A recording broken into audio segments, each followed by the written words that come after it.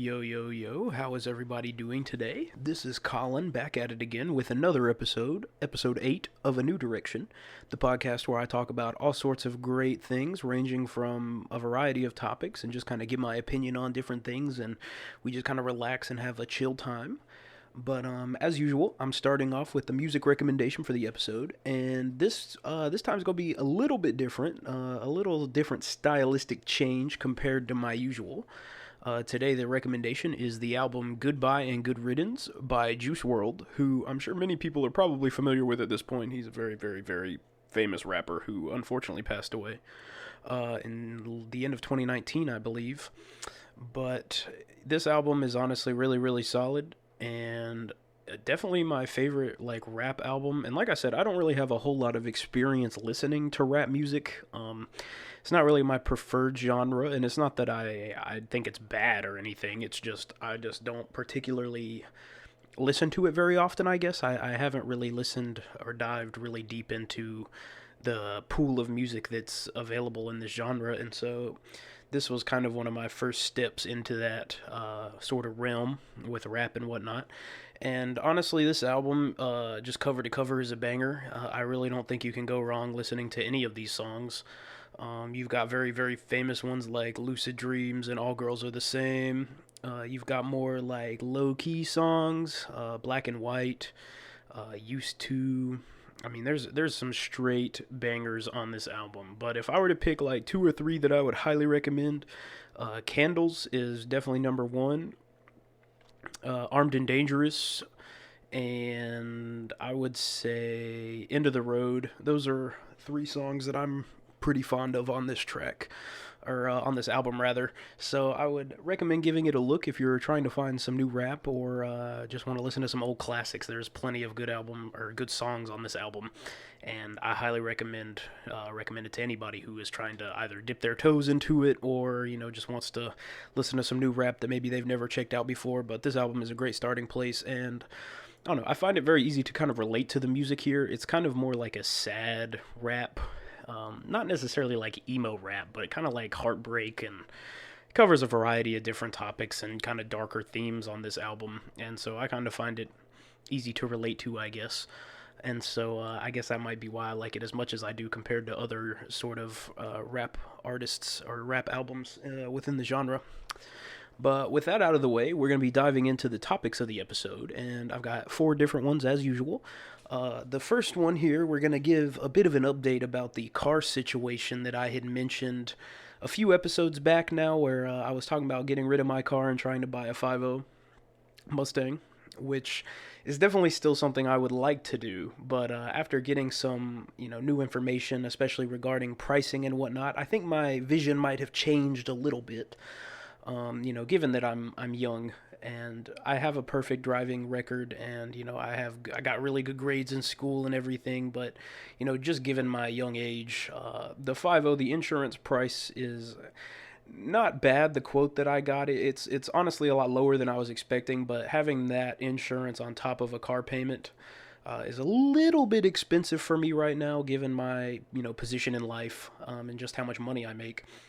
And so I haven't necessarily put the 5.0 on the back burner, but I'm kind of looking at other options to see kind of what I could, step into, I guess, or buy. And one car that I guess has really drawn my attention, obviously, is the generation like before the 5.0. Like they're the same generation, the S197, but the 4.6 3-valve Mustang GT from 2005 to 2010 is kind of drawn my attention a little bit, because the S197, especially the '05 to '09, is a car that I just really love the look of. They're very classically styled with all the retro, bulky looking body panels and the interior with the gauges and everything. And just, it is without a doubt the best callback to the original first generation Mustang from the 60s that Ford has ever done. It has all of the perfect, style and stylizing cues, I guess, from the original first generation Mustang, and even going forward into the 2011, 2010 really was when the body style changed, but it still had the 4.6.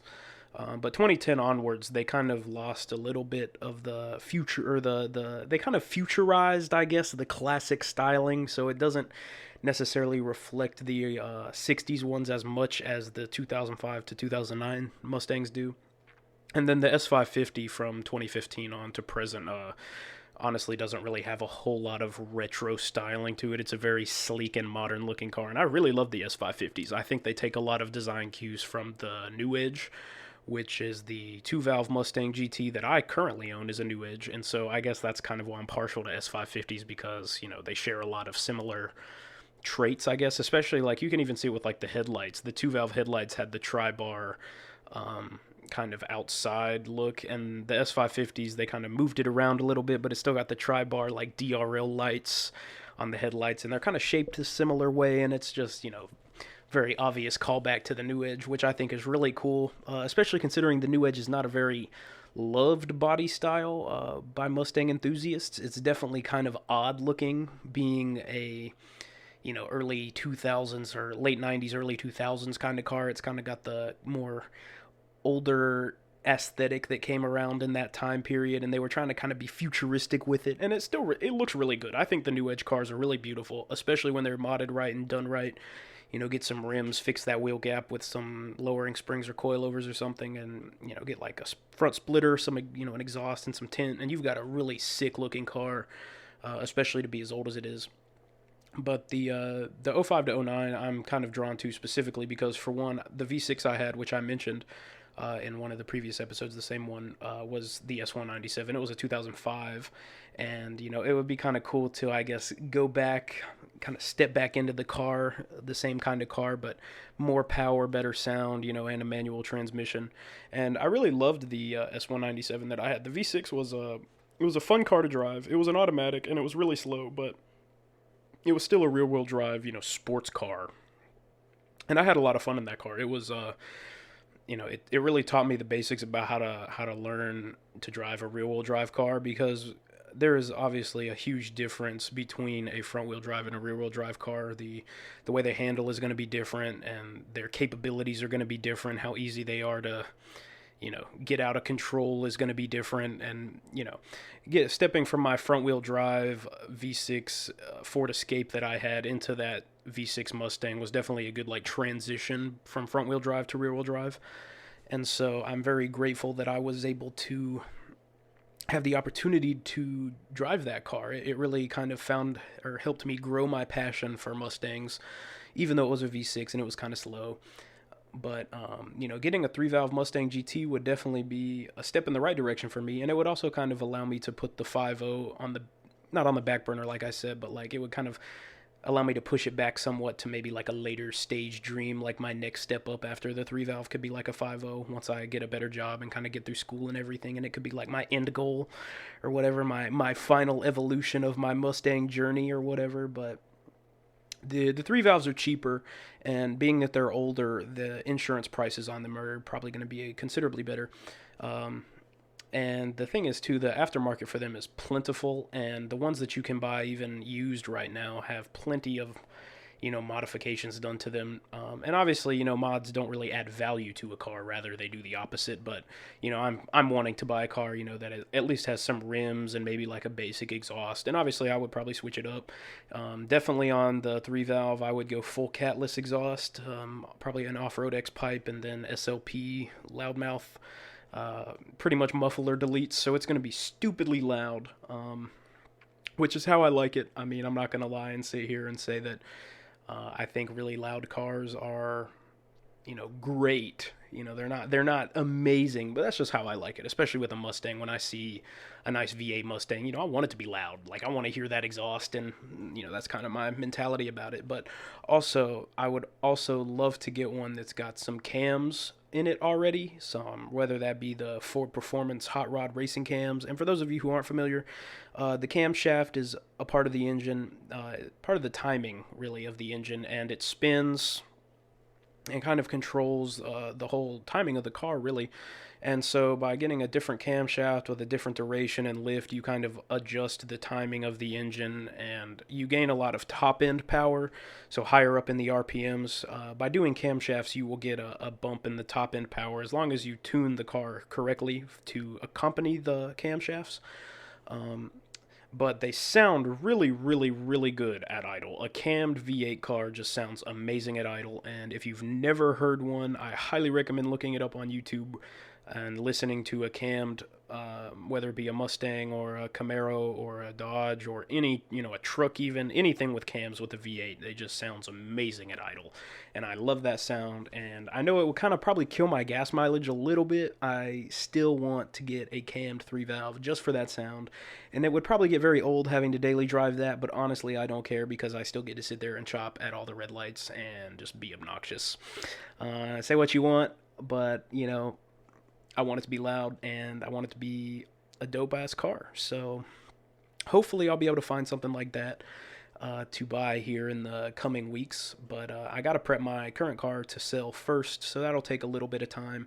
And then once I get all that worked out, I should be off to the races as far as finding a Mustang that I want to buy. So I'll definitely keep y'all posted on that and let y'all know kind of how the journey's going with that.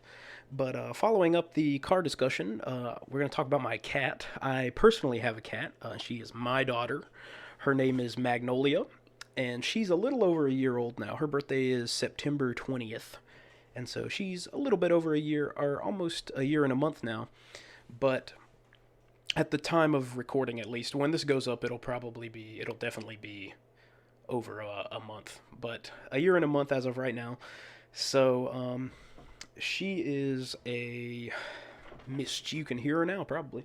She is a mischievous little creature, a deviant, she's wild and just so funny, and she is definitely my child, and she's very goofy. She makes very goofy facial expressions, and I'll definitely put some pictures up on the screen so y'all can see what she looks like. But she's all black. She's got green eyes, and she's got a few white accents, like on the very tips of her paws and kind of like on her breast, I guess. She's got some white marks, but it kind of looks like she has a bikini on, honestly. It's kind of funny.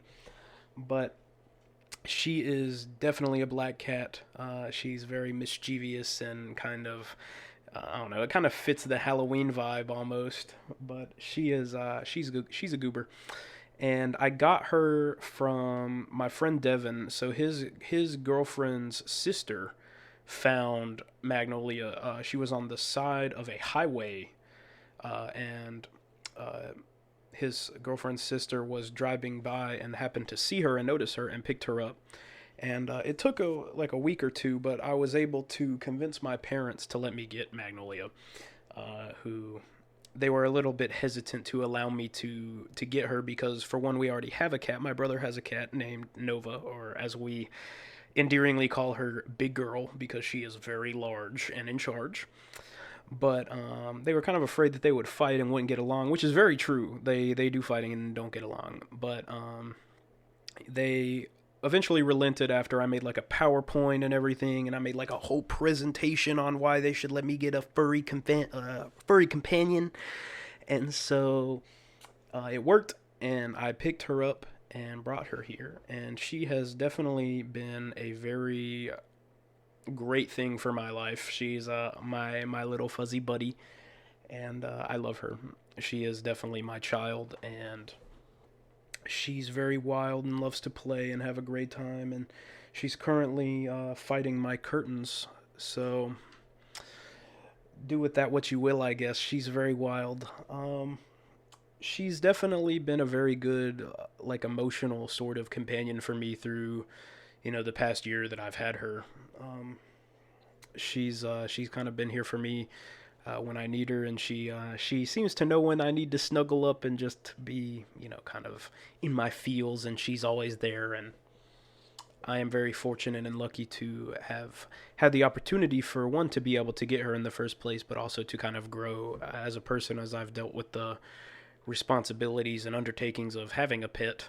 And, she is wholly my responsibility. I pay all the vet bills and the food and other than a few occasions kind of with work where I'm unable to make it to the store, my parents will kind of help me out there and go and pick up the food for me. But other than that, I'm paying for everything with this cat, and it is worth every penny. She is adorable, and I love her to death.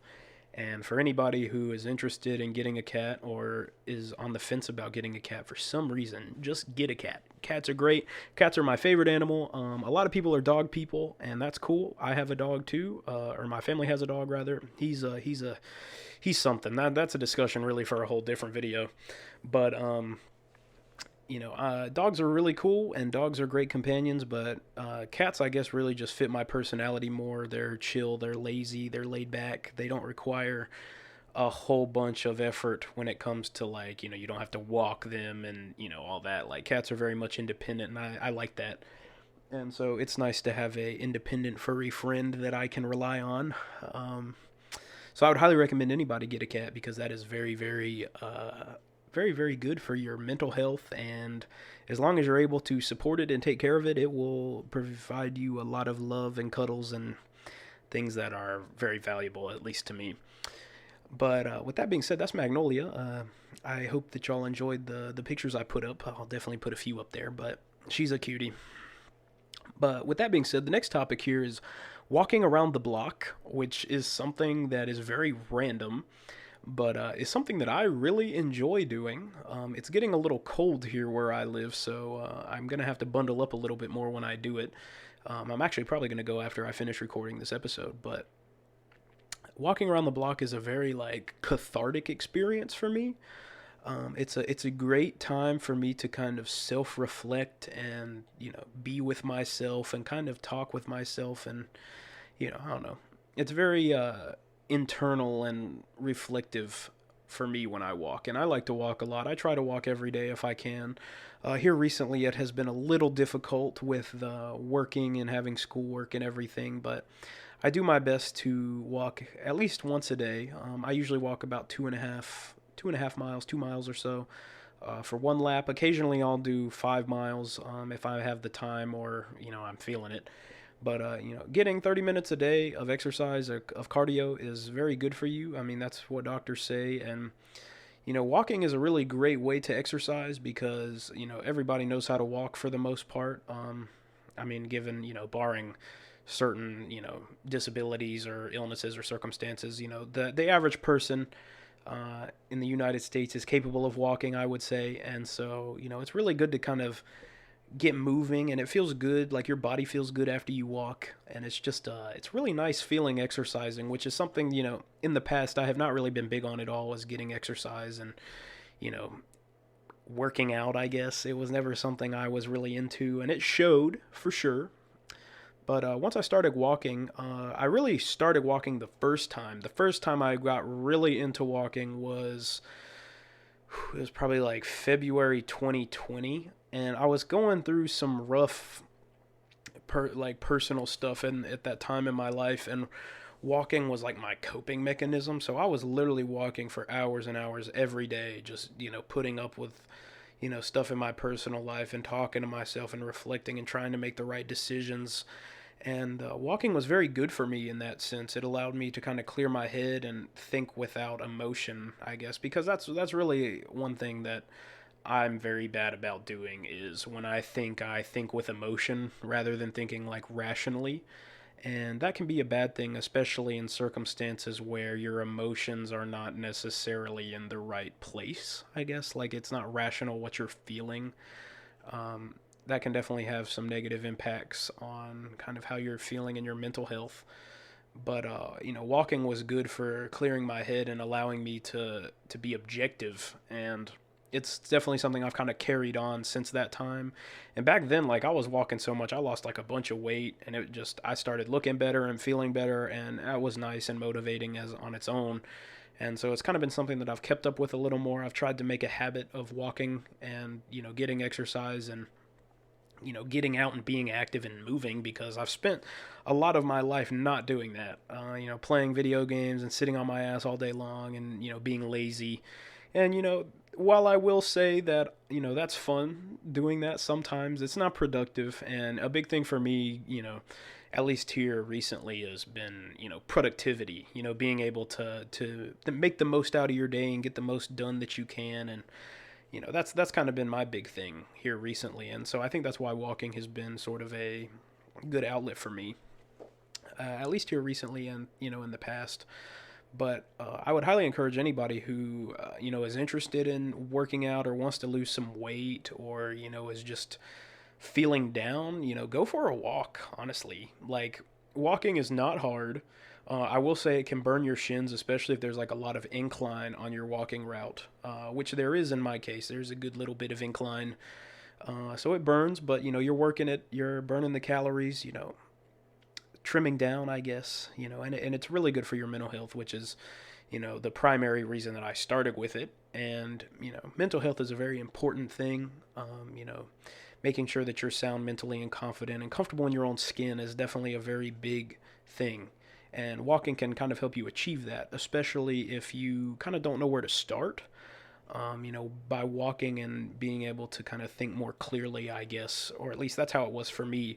I was able to kind of start on progressing and working on myself. And I think that, I think at least that walking is something that everybody should try when they're going through situations in their life that they kind of feel trapped or don't know what to do. Walking is a good way to get out of your head and sort of reason with yourself and work your way through these kind of murky waters that you go through in life.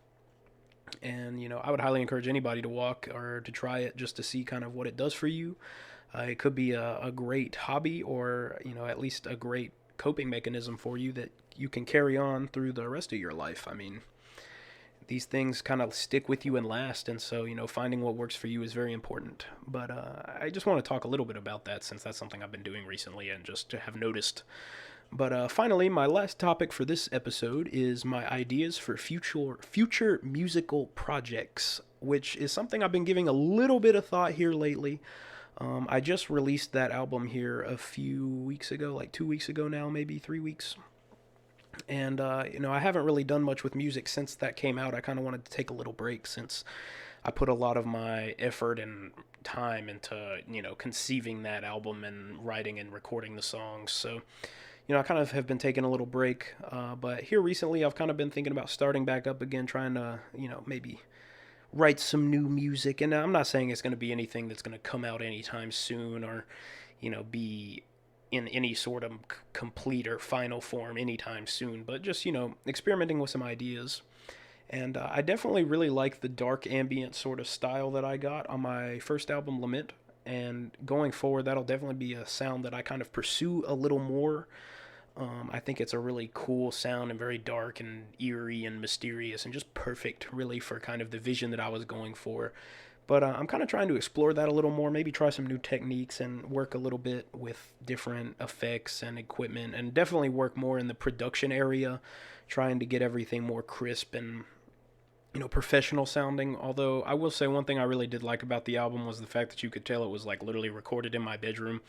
You can hear my keyboard clicking or my mouse clicking when I'm starting the recording and everything. And, I think you can hear the little playing mistakes that I make here and there, but it all just works really well together and fits in. And I was just really, really happy with how everything turned out. And it really kind of captured my vision of a lo-fi bedroom sort of dark album that I was going for.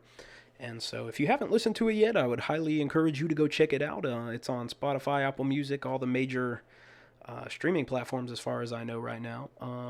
It's called Lament. It's under my name, Colin Weiss. Link will be in the description. I would appreciate it if y'all would check it out. But yeah, as far as going forward, like with new music, definitely pursuing that style. Maybe adding some new instruments, new melodies, kind of. I wanna switch it up, but keep it similar. I really like the sound and the tone that I had, but maybe switching up the style a little bit. Making it kind of feel a little different and not be so, I guess, monotone all the way through, which, that is what I was going for, but maybe next time kind of switch it up and have some more, highs and low parts. But, as far as that, I've also been, doing more folk music type stuff, Neutral Milk Hotel covers and everything like that. And I really like that style of music, but I struggle as a songwriter, coming up with lyrics to music and That's something I've kind of given some thought, trying to write some music like that, but it's not something I'm hugely, I guess, comfortable with. It's a little out of my comfort zone, and so I'll be curious to see maybe if I'm able to come up with some music in that style and some lyrics that are, fitting.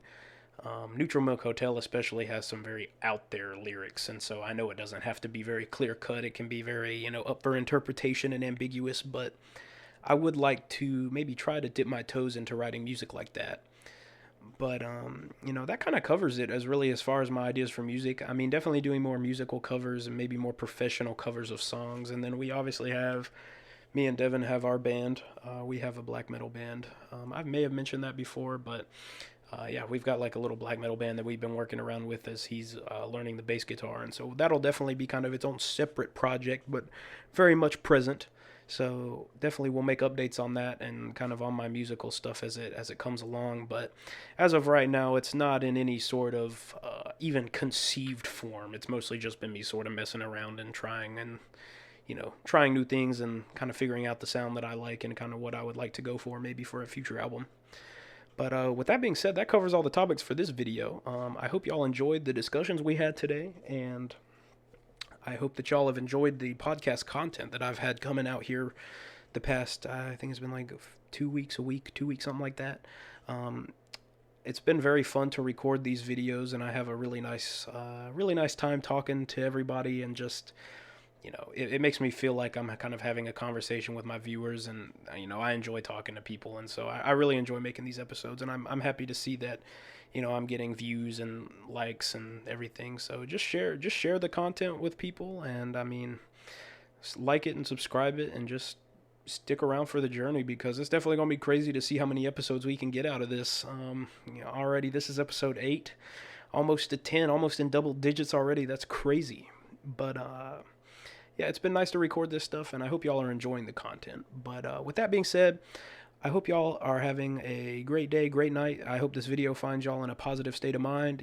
I hope y'all are doing well in your lives, and if not, I hope that things improve for you and that you're able to, overcome these challenges that you're facing. Y'all are all very strong and important to me, and I hope that y'all are able to, fight your battles and overcome your obstacles. I know you all can do it.